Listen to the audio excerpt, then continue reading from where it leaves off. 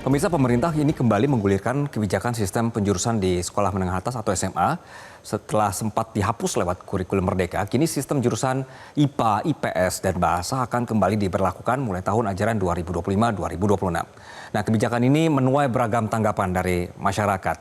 Setelah sempat ditiadakan, sistem penjurusan di SMA ini akan kembali berlaku. Kementerian Pendidikan Dasar dan Menengah menyatakan sistem jurusan akan mulai diterapkan kembali di tahun ajar ini, dan kebijakan ini diambil seiring dengan akan diberlakukannya tes kemampuan akademik atau sekarang istilahnya adalah TKA sebagai pengganti ujian nasional. Dalam TKA, siswa akan diuji sesuai dengan rumpun mata pelajaran jurusan mereka seperti fisika atau kimia untuk jurusan IPA, dan ekonomi atau sejarah untuk jurusan IPS. Nantinya siswa akan tetap mengikuti mata pelajaran wajib dengan skema misalnya adalah tadi wajibnya bahasa Indonesia dan juga matematika begitu. Nah, ini kami tampilkan pemirsa. Mata pelajaran wajibnya sekali lagi nanti dengan sistem yang direncanakan ini, bahasa Indonesia dan matematika ini akan diujikan kepada semua siswa. Lalu mata pelajaran pilihan jurusan misalnya IPA, nanti dia bisa pilih antara fisika, kimia, dan biologi.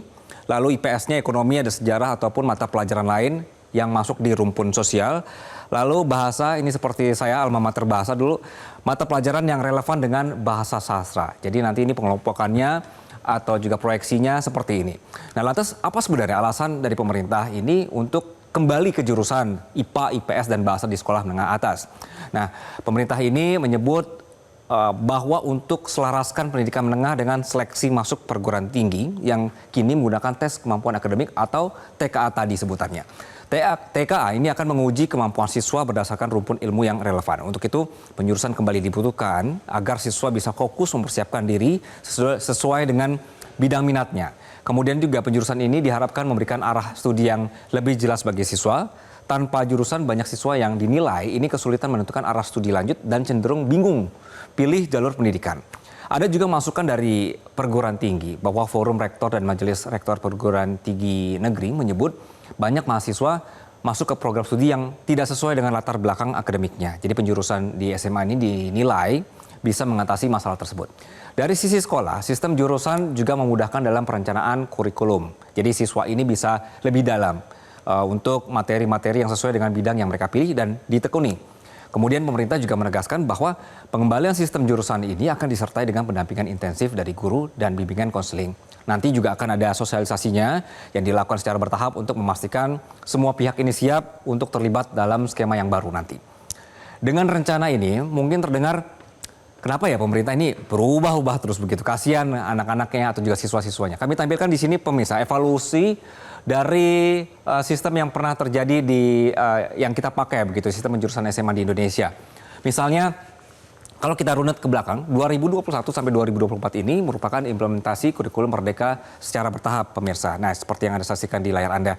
Kemudian juga dari tahun 2024 sampai 2025 ini penghapusan resmi sistem penjurusan. Jadi siswanya ya pemirsa, kebebasan penuh oleh siswa ini untuk pilih mata pelajaran tapi dibimbing oleh guru BK. Nah, kemudian di tahun ini rencananya memang akan dikembalikan sistem penjurusan itu. Jadi ini evaluasi beberapa sistem yang sudah digunakan dalam 2 tahun belakangan ini. Tapi gini, kita lihat evaluasi sistem penjurusannya juga ya pemirsa. Kelebihannya, kekurangannya apa? Nah, kelebihannya adalah membuat fokus belajar. Kita bisa geser ke informasi berikutnya.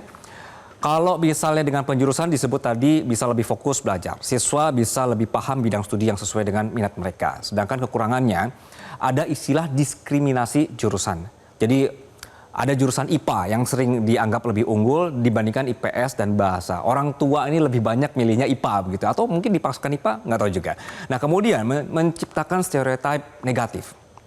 Ada juga salah jurusan, ini istilahnya, banyak siswa yang merasa terjebak di jurusan yang tidak sesuai dengan minat dan bakat. Ini kekurangannya ya. Kemudian juga kalau misalnya dia nggak suka pelajaran-pelajaran hitung-hitungan, kemudian tetap dipaksa untuk masuk ke IPA atau yang hitung-hitungan, ini juga seringkali bikin siswanya jadi stres. Yang ada malah karena ikut jurusan yang disukai oleh orang tua. Ini pernah kejadian seperti itu? Sepertinya ini curhat begitu ya. Jelajahi cara baru mendapatkan informasi. Download Metro TV Extend sekarang.